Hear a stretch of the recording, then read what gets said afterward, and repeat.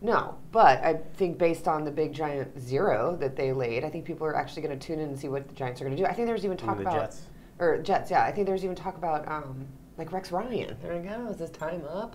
You know, maybe it is. But here's what's funny about the Jets. This is what's hilarious, right? Okay, so you mentioned in our Beating the Book segment about how Matt Castle, he could get benched, and are you sure you want to back that? And it's like, well, what about Sanchez? Could he get benched for Tebow? And the whole Tebow thing. And on the Yahoo Fantasy Football Live show, our producer was like, can we tease Tebow? Can we get him in here? Because it's such a big, it's just such a big media topic, like non-football fans will get in it, right? But we're all like, no, we don't care. It doesn't matter. He's irrelevant. But, okay, so like the knock on bringing Tebow as a backup is the second Sanchez flails, everybody, all these religious people are going to be like, bring in Tebow. The whole world wants Tebow. But now the opposite is happening. They can't bring in Tebow because if they bring him in, there's no going back. Like, normally you could bring in your backup to like, hey, the guy's struggling, we're going to give him a breather and bring in our backup for a game. Like Orton could come in, and be like, relieve Romo for a game. Not a whole game, but, half a game, and it'd be like no big deal. But now you bring Tebow in. If he does anything well, that's it. There's just no way you can bench him ever again. Well, that's what happened in Denver. Like, he was winning, right. And he was winning, and he was winning. And John Elway was just like, what am I going to do? You just create a media circus by bringing that guy in. But, so that's what people want. That they say that's what New York loves. But the team doesn't love it.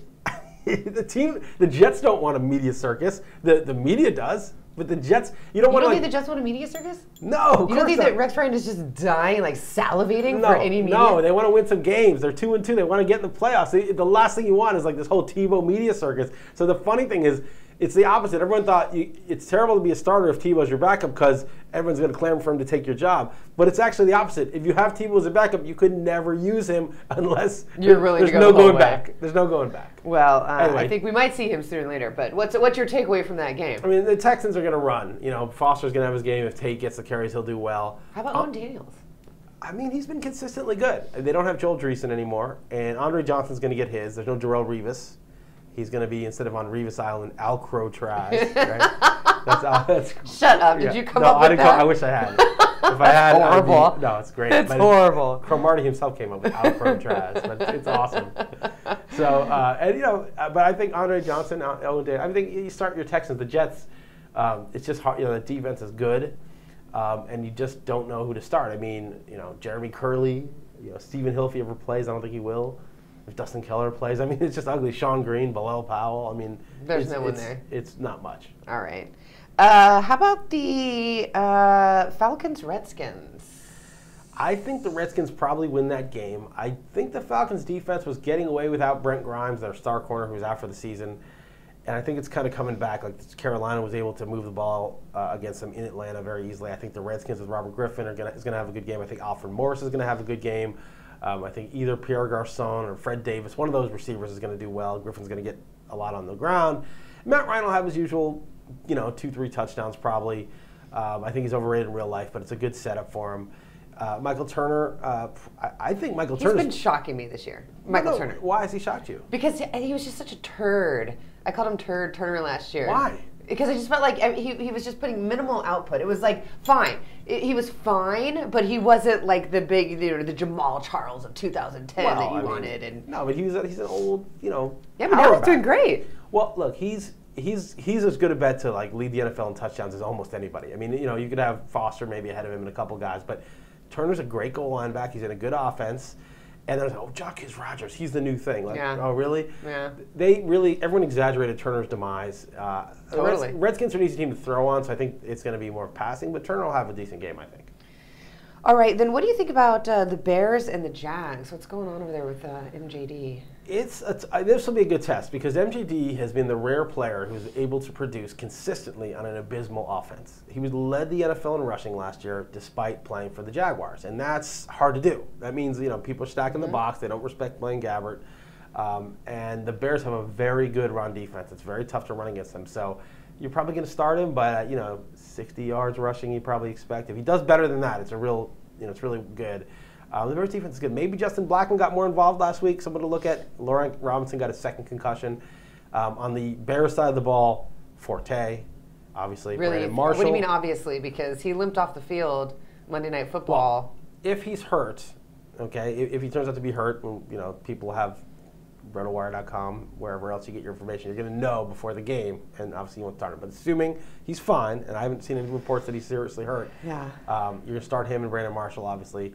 There's nobody else, really. Maybe Michael Bush if you're going to have some bye weeks, but that's it. And then Tennessee and Minnesota. What is happening with the old Matt Hasselbeck? Well, Jake Locker keeps separating his shoulder, and Hasselbeck gets in there, and he doesn't look horrendous, but the team isn't very good, and he's just kind of this old guy who used to be good playing on a bad team. Now, Chris Johnson, I don't know what it is with Chris Johnson, but there's something about a 38-14 blowout against a good defense that just gets him going. He had a really good day. He had like 140 yards. Right? Yeah. And he said his offensive line blocked better. Maybe they are. You're going to start him. You start him no matter what. Adrian Peterson, you're starting no matter what these days. Harvin's a no-brainer. The receivers are more interesting. Kenny Britt was held out last week. Will he be ready? Will he not? You know, who else is going to be involved? Nate Washington. I think the only other guy you really can count on is Jared Cook, probably to get a couple passes. Kyle Rudolph in Minnesota, Harvin. Just the basic guys. I don't see anything special about this game. I think who's going to win this game? I mean, Minnesota's favored by about 5. I think probably Minnesota, but I think it's, you know, closer than that. I think it's 45-55. 45% chance Tennessee upsets them. And, well, then there's the Chargers and the Saints. This is the highest over-under on the board. This is 55. Okay? Really? And one good way to decide to set your fantasy lineup is you look at the Vegas totals, and whichever one's the highest, that means the most quarterbacks points. And yeah, most points are going to get scored in that game. You know, the Saints to me are not the same team as they were last year. I mean, do you think that's because of Sean Payton and all the nonsense, or?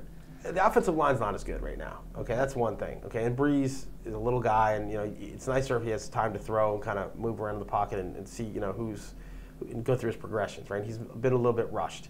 The running game, which usually was very good, even though they passed mostly, the running game when it was used was very good. Totally non-existent last week. Pierre Thomas has still been good at times, but it's been Ingram's been terrible. Not that he was good last year, but it's really struggled. And the defense is probably the worst unit in the league, arguably at least. And so. The Saints are favored by 3.5, which is interesting. Really? I mean, think about how little respect the Chargers are 3-1. They're going to New Orleans. And okay. Maybe this is just the Saints still have respect from last year. Anyway, you start all the principles in this game. What about Ryan Matthews?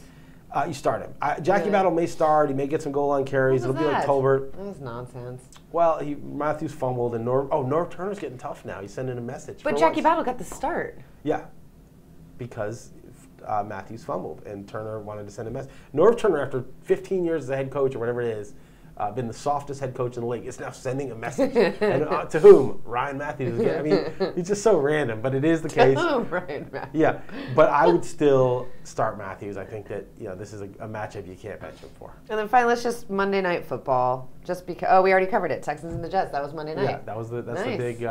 You cannot bench Sanchez unless you're going to bench him permanently, and that's always a very drastic choice. All right, I'm looking for some Tebow time in Week 5. All right, well, I like the circus. I hate the Jets, so I hope there's a big circus too. Awesome. This is RotoWire TV.